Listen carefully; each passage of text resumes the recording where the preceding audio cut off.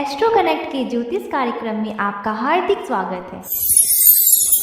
नमस्कार। बात करेंगे वृश्चिक राशि वालों की और देखेंगे कि ग्रहराज सूर्य का जो राशि परिवर्तन 17 सितंबर को होने जा रहा है वह आप वृश्चिक राशि वालों के लिए किस प्रकार का रहने वाला है और इस समय में आपको किस प्रकार का प्रयास करना चाहिए और कौन सा उपाय करना चाहिए, इसकी भी चर्चा इस क्रम में करेंगे। सबसे सुंदर स्थिति वृश्चिक राशि वालों के लिए बन रही है जहां तक सूर्य के राशि परिवर्तन की बात है। सूर्यदेव अपनी राशि में सिंह राशि में चल रहे थे और 17 सितंबर को यह कन्या राशि में प्रवेश करेंगे। देखिए, समझिएगा, बहुत ही सुंदर बात है, बहुत ही सुंदर समय है। वृश्चिक राशि वालों के लिए सूर्यदेव जो हैं वह कर्म भाव के स्वामी ग्रह हैं। सिंह राशि आपके कर्म भाव में पड़ती है। कर्म भाव को सर्वोच्च शिखर कहा गया है। पद, प्रतिष्ठा, मान, सम्मान, रुतबा, मर्तबा, जो आपको ये सब प्राप्त होता है वह दशम भाव की बात है। आप जहाँ पर काम करते हैं, जो राज्य क्षेत्र आपको मिलता है, जो कार्य क्षेत्र आपका होता है, जहाँ पर आप रोज अपने आप को प्रूव करते हैं और एक के बाद एक ऊंचाइयों को प्राप्त करते हैं, वह है दशम भाव। सूर्य जिस तरीके से प्रतिदिन उगता है और धीरे धीरे परवान चढ़ते हुए ऊंचाइयों को छूते हुए मध्याह्न में जिस स्थिति को प्राप्त करता है वह ऊंचाई है दशम भाव। और ऐसे पावरफुल केंद्र भाव के स्वामी, powerful planet, king of planet Suryadev होते हैं और यही सूर्यदेव अभी आपके कर्म भाव में चल रहे थे और यहाँ से अब आपके इच्छा पूर्ति भाव में जाएंगे। अर्थात यह जो इच्छा पूर्ति का भाव है वह एकादश भाव है। एकादश अंक जो है बहुत ही पावरफुल अंक है। यह शक्ति का अंक है। यह जो सृष्टि आप देखते हैं, इसमें जो चीजें मैनिफेस्ट हो रही हैं, व्यक्त हो रही हैं, वह शक्ति के माध्यम से होती है। शिव की जो शक्ति है उसके माध्यम से होती है और 11 का अंक शक्ति का अंक है। इसीलिए यह भाव जो है इच्छा पूर्ति का भी ज्योतिष में कहा गया है, क्योंकि यहाँ पर आपकी इच्छाएं मैनिफेस्ट होती हैं। तो बहुत पावरफुल कंडीशन है, बहुत ऑस्पिशियस स्थिति है। इसका और एक दो कारण है। एक कारण तो यह है कि सूर्य की मित्र राशि है कन्या राशि, तो मित्र राशि में फल देने की क्षमता जो है सूर्यदेव की बेहतर है। इसके बाद जो महत्वपूर्ण बात है कि मंगल का भी संचार अभी आपके लाभ भाव में ही रहेगा और वहां पर लंबे समय तक रहेगा, 22 अक्टूबर तक रहेगा, जबकि सूर्यदेव वहां पर 17 अक्टूबर तक रहेंगे। तो 17 सितंबर से 17 अक्टूबर तक मंगल और सूर्य का योग होगा। मंगल जो है वह आपके लग्न के स्वामी हैं और षष्ठ भाव के स्वामी हैं। तो इस समय जो आपने पराक्रम दिखाया है, आपने जो मेहनत किया है, उसका आपको फल प्राप्त होगा। इस समय में आप अपने कुव्वत से, अपने ताकत से परिणाम को अपने हक में करेंगे। बहुत ही पावरफुल कंडीशन है।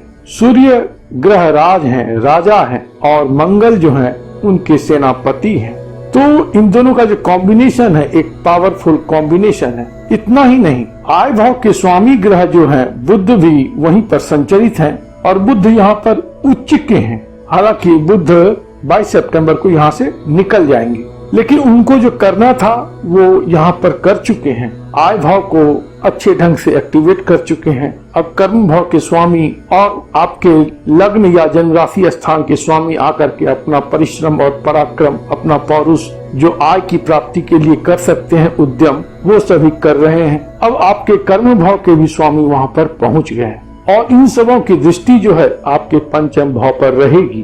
पंचम भाव जो है पूर्व पुण्य का है। पूर्व पुण्य का मतलब क्या हुआ कि पिछला जो आपका अकाउंट है उसमें जो अच्छी बातें हैं वह इस समय में ऐड होंगी, जुड़ेंगी। जब पूर्व पुण्य जुड़ता है तो जीवन सहज हो जाता है, सफलता का प्रतिशत बढ़ जाता है, जीवन में रेजिस्टेंस कम हो जाता है। वैसे भी इस समय में जीवन में रेजिस्टेंस कम होगा, क्योंकि षष्ठ भाव के जो स्वामी हैं मंगल, वह षष्ठात् षष्ठम में है। अर्थात षष्ठ भाव का जो षष्ठ स्थान है, एकादश स्थान, लाभ स्थान, वहां पर है। तो इस समय में आप हर अवरोधों को पार कर लेंगे। कोई भी चुनौती आ जाए उसमें आप सफल हो जाएंगे, आपके शत्रु शांत हो जाएंगे। बहुत सुंदर स्थिति है। कामकाज को लेकर के कहें या व्यापार को लेकर के कहें, लाभ की स्थिति रहेगी। इस समय खंड में आप वृश्चिक राशि वालों का पावर, पोस्ट, पोजीशन बढ़ेगा। जो लोग नौकरी में हैं उन्हें पदोन्नति प्राप्त होगी। उनका इस समय में कोई महत्वपूर्ण कार्य संपादित होगा और उसकी लोग सराहना करेंगे। सीनियर्स जो है आपसे बहुत प्रसन्न रहेंगे। प्रभावशाली लोगों से आपकी मित्रता होगी। प्रभावशाली लोगों के बीच उठना बैठना होगा, उनसे मेलजोल बढ़ेगा।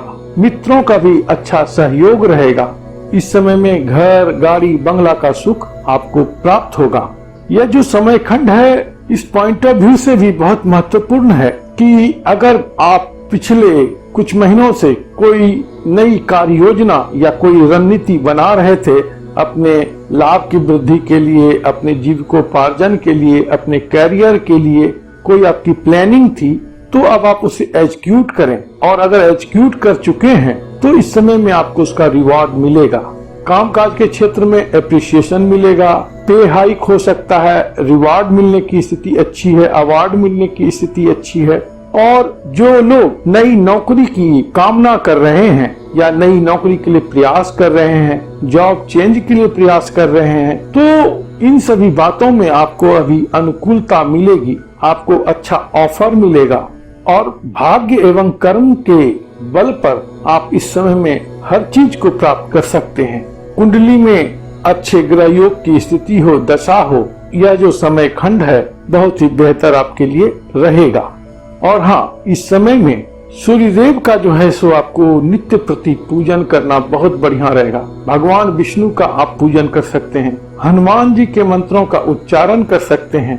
और इस समय में यदि आप अपने मित्रों के साथ, बड़े भाई के साथ अच्छा संबंध रखते हैं, उनको आप कुछ गिफ्ट देते हैं, तो इन सभी बातों का आपको बहुत ही सुंदर परिणाम मिलेगा। इस समय खंड में आप कोई एक मंत्र जरूर उच्चारित करें, चाहे वह भगवान विष्णु का हो या हनुमान जी का हो या सूर्यदेव का हो। कोई भी मंत्र आप उच्चारित करें, जितना कर सकें आप। वैसे 1 माला, 2 माला, 3 माला से लेकर के 11 माला तक आप कर सकते हैं, क्योंकि इस समय खंड में भाग्य की अनुकूलता है और कर्म की भी अनुकूलता रहेगी। तो जब भाग्य और कर्म बेहतर हो तो उस समय में यदि प्रभु की कृपा हो जाए तो सोने पे सुहागा वाली बात है, क्योंकि प्रभु कृपा के बगैर कुछ भी संभव नहीं है। ये मान ले कि एक ट्राईसाइकिल है, उसमें 3 पहिए हैं, भाग्य, कर्म और प्रभु कृपा। कोई एक खराब होगा तो वह ट्राईसाइकिल नहीं चलेगा। तो इसके लिए आपको यह क्रिया भी करना चाहिए और प्रभु की कृपा के लिए आप प्रार्थना भी करें, उपाय करें। प्रभु आप पर कृपा करें, आप स्वस्थ रहें, मस्त रहें और व्यस्त रहें। ओम नमो भगवते वासुदेवाय।